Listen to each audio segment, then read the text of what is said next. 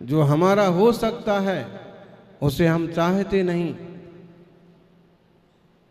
जो हमारा हो सकता है उसे हम चाहते नहीं, जिसे हम चाहते हैं वो हमारा हो सकता नहीं। बस यही सोच है हमारे सारे दुखों का कारण।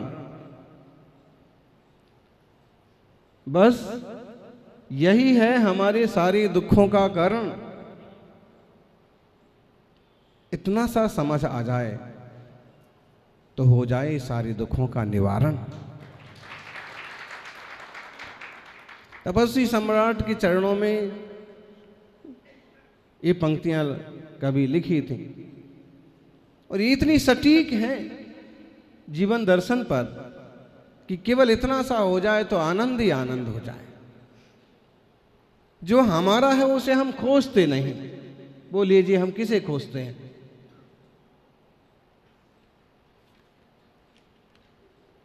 पहले तो बेटे के लिए बहू खोजते हैं,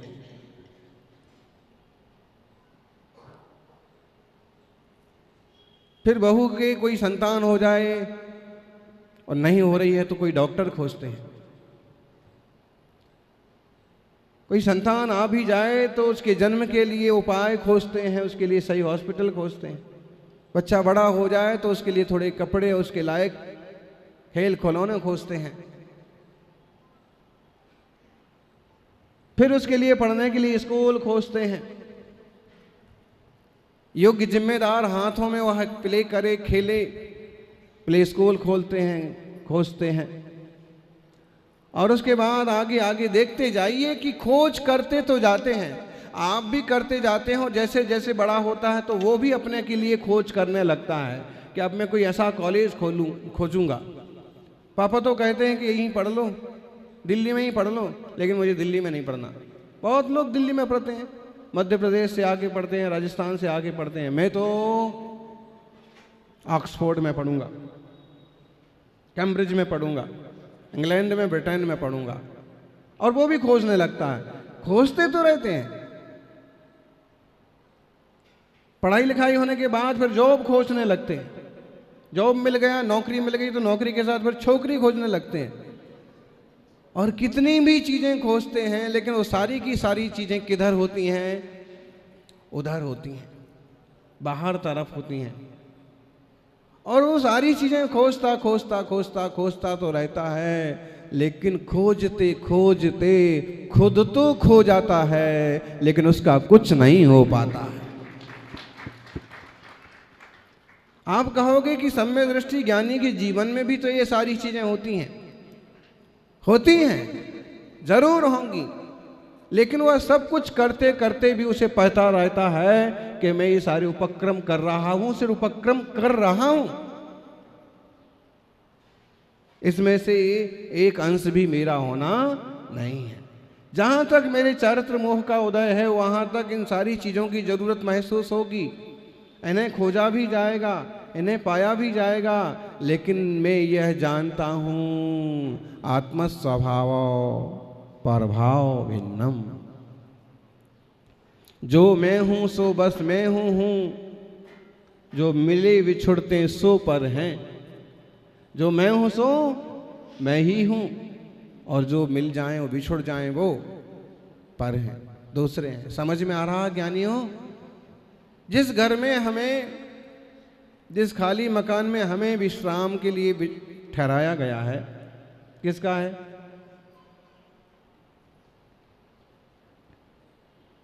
आप कहोगे कि मेरा है, लेकिन घर तो नहीं कह रहा है कि मैं इनका हूं। अच्छा, आपका है तो आप उस घर में क्यों नहीं है?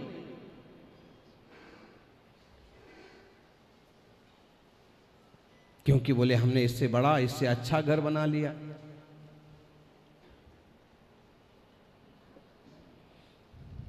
फिर इस घर का क्या करेंगे? जरूरत पड़ेगी तो इसे निकाल देंगे, समझ में आएगा तो रखेंगे, और ज्यादा समझ में आएगा तो मंदिर के लिए दे देंगे। उस ले दे के दे देंगे। साधुओं के उपयोग के लिए दे देंगे। होती है, सबकी अपनी अपनी समझ होती है, सब तरह के लोग होते हैं। एक आदमी ऐसे सोचता है कि अगर मैं सक्षम हो गया तो ये सारी प्रॉपर्टी मंदिर के आसपास की मंदिर के लिए गिफ्ट कर देंगे, दान दे देंगे। दूसरा आदमी सोचता है कि अगर मैं अपने पाँव पर खड़ा हो गया तो कम ज़्यादा करके कैसे भी करके मंदिर के लिए ही दूंगा। और तीसरा सोचता है कि अध्यक्ष ने मेरा बहुत बिगाड़ किया है, मुझे कभी मंत्री नहीं बनने दिया है और मैं चाहे किसी गैर को दे दूंगा लेकिन मंदिर को। और चौथा कहता है कि मैं तो किसी टोपी वाले के दूंगा कि इनकी नाक में दम हो जाए। तो सबकी सोच अलग अलग है और अपनी सोच यानी छोटी सोच और छोटी मोच कभी आगे नहीं बढ़ने देती। चाहे छोटी सोच हो, चाहे शरीर में पाँव में छोटी सी मोच हो। आपको ख्याल होगा बड़े उत्साह से शिखर जी चढ़ने की तैयारी में थे आप, बड़े उत्साह से गिरनार जी की सीढ़ियाँ चढ़ने के लिए बहुत तैयार थे, लेकिन पता नहीं उत्साह में एक दूसरी सीढ़ी पर पाँव थोड़ा टेढ़ा पड़ गया और नस चढ़ गई, मोच आ गई। अब आपसे भी कमजोर लोग तो यात्रा करके आ जाएंगे, लेकिन आप बोलो ज्ञानी, होता है कि नहीं होता है? रास्ते चलते खूब उत्साह से गए थे कि आज महाराज जी का पूरा 10 किलोमीटर का विहार कराएंगे। दिल्ली में इस मंदिर से उस मंदिर तक 1 किलोमीटर 1.5 किलोमीटर का विहार तो बहुत हो गया।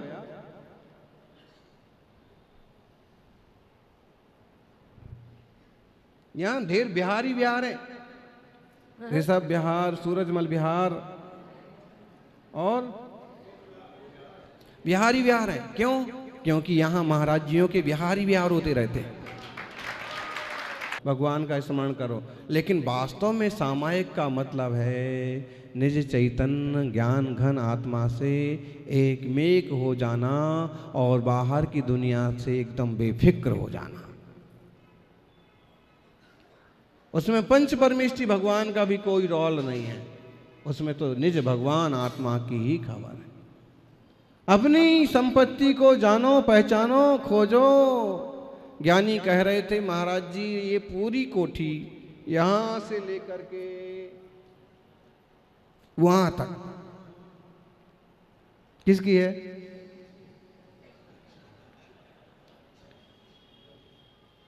आपकी है, मेरी है। दो तरह से लोग बोलते हैं। कभी कभी जो थोड़े से विनम्र और समझदार होते हैं बोलते हैं महाराज ये पूरा घर आपका ही है, और महाराज थोड़ी और समझदार हों और जाके बैठ जाएं कि मेरा ही है तो फिर बाहर निकलो।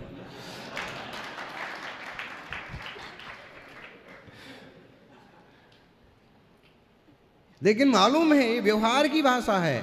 असद्भूत व्यवहार रहे से ऐसा कहा जाता है। और ये बात तो छोड़ो, कभी कभी श्रावक आते हैं, उनके पास छोटा नन्हा मुन्ना बच्चा भी है, उनके साथ हाथ में लिए हुए एक और बेटा है, और महाराज जी आशीर्वाद दो, आपके ही बच्चे हैं।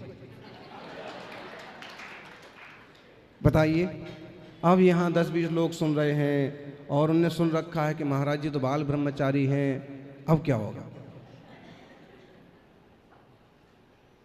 तो कई बार नासमझी की बहुत सारी समस्याएं होती हैं। ये बात लोग समझेंगे कि एक विनम्रता की पद्धति है।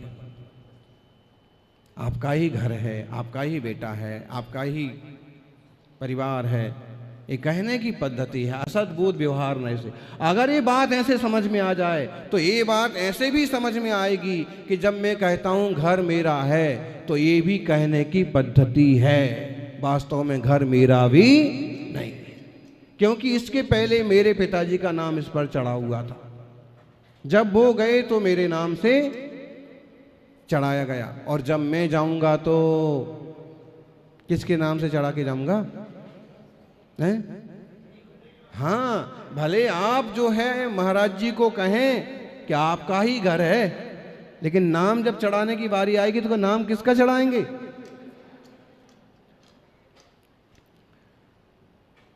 बोलो बोलो। जो बहुत प्यारा होगा, निकट का होगा, उसके नाम चढ़ाएंगे। अपना इतना तो निर्णय इसमें कर ही सकते हैं कि जैसे जब हमने ये कहा था कि आपका ही घर है, लेकिन उस समय मुझे भी पता है कि मैं जो कह रहा हूँ ये विनम्रता के कारण से कह रहा हूँ, इन्हें पूरा बहुमान देना चाहता हूँ कि सब आपका ही है, मतलब आपकी कृपा, आपका आशीर्वाद है। जबकि पता है कि अपना घर अपना नहीं माने तो ये घर को अपना क्या मानेंगे। ठीक उस समय सुनने वाले जो मुनि हैं, सुनने वाले जो पड़ोसी हैं, सुनने वाले जो मित्र हैं, वो भी सिर हिलाएंगे, मुस्काएंगे, अच्छा अच्छा अच्छा, बहुत बढ़िया है, अच्छा है। लेकिन उन्हें पता है, एक कह जरूर रहे हैं कि आपका ही है, लेकिन इसमें मुझे कब्जा जमाने की कोई ज़रूरत नहीं है। इसमें अगर मैं 2-4 घंटे को कि 1-2 रात के लिए भी रुक जाऊंगा और कहने लगूंगा, रुक जाऊंगा तो एक बार धक भी जाएगा, लेकिन कहने लगूंगा जब मेरा ही है तो मैं डेरा जमाता हूं, कोई रुकने देगा नहीं। उस समय उसे भी पता है। जैसे ये बात आपके ख्याल में आ गई, ऐसे ये बात भी ख्याल में आ जाए कि जिन चीजों को हम अपना कह रहे हैं वो वास्तव में कह ही रहे हैं, अपनी होती। समझ में आ रहा? आप कहोगे ऐसी बातें कैसे समझे, बताइए। कितनी मेहनत से घर बनाते हैं, कितनी मेहनत से सारी चीजें तैयार करते हैं, और आप कह रहे हैं ऐसे सोचने लग जा। ऐसे ही सोचना होता तो इतनी मेहनत क्यों करते। हम तो पल पल यही सोचते हैं, गाड़ी हमारी है, लाड़ी हमारी है, बाड़ी भी हमारी है, और लाड़ी हमारी है, गाड़ी हमारी है, बाड़ी हमारी है। जिंदगी भर ऐसा करने के बाद भी आखिर में आदमी कबाड़ी है। देखिए, कौन नहीं है कबाड़ी। कबाड़ी किसे बोलते हैं? कबाड़ी किसे बोलते हैं? कबाड़ने वाले को कबाड़ना किसे बोलते हैं? इधर उधर से कई सारी चीजें इकट्ठी करना। वैसे वो जो बेचने खरीदने वाले होते हैं पुराना माल, उनको भी कबाड़ी बोलते हैं, लेकिन आखिर वही तो, ये भी तो करते हैं, इस मोहल्ले से लिया, उस घर से लिया, उससे लिया, इससे लिया, अच्छा बुरा, सस्ता महंगा, जो कुछ मिला सब। तो जो कबाड़ कबाड़ के इकट्ठा करता है वो क्या कहलाता है?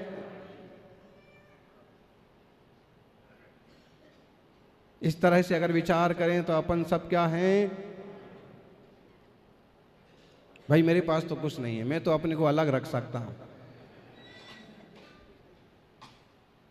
इस पर ये बात समझ लेने की है कि संसारी जीवों के लिए, गृहस्थों के लिए जो जो उपयोगी चीजें थीं वो इकट्ठी की गई हैं, लेकिन वास्तव में वो उपयोग के लिए ही हैं। वो उपयोग के लिए हैं, वो उपयोग नहीं है। चैतन्य आत्माओं, ध्यान में आया? अपने शास्त्रों का एक शब्द है उपयोग। जीव का स्वभाव क्या है जी? ज्ञान, ज्ञानोपयोग, दर्शनोपयोग, ज्ञायक स्वभाव। जीव का लक्षण है उपयोग, उपयोगो लक्षणम। जीवो वो गमाओ अमुत्तिकता सदैव परिणामो। पंडित जी को मालूम है। चलो एक बार हो जाए पूरी गाथा। जीवो वो गमाओ अमुत्तिकता सदेह परिमाणो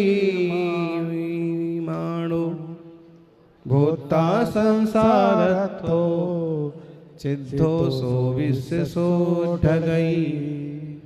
जीव का स्वभाव उपयोगमय है। जीव है उपयोगमय है। उपयोग माने ज्ञान, दर्शन, स्वभाव। तो उपयोग हमारा जो स्वभाव है वो हमारा है।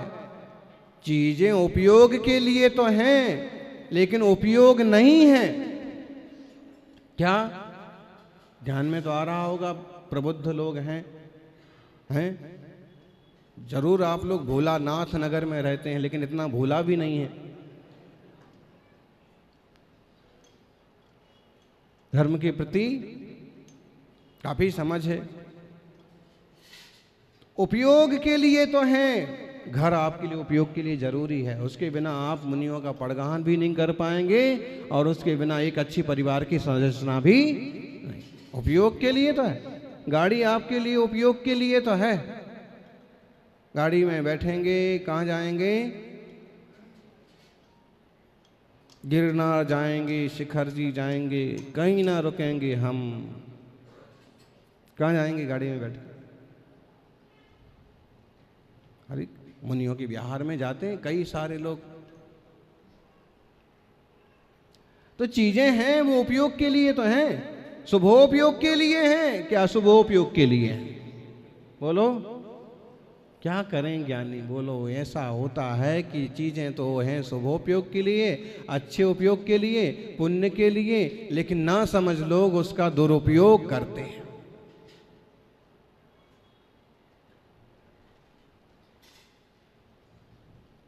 देखो शब्द भी समझ में आएंगे आपको, भाव भी समझ में आएंगे। स्थिति तो यही है, जो है सो आपके सामने रखी, कौन लेके गया। और सिकंदर जी का बाद जो किस्सा है वो काफी जोर शोर से चला करता।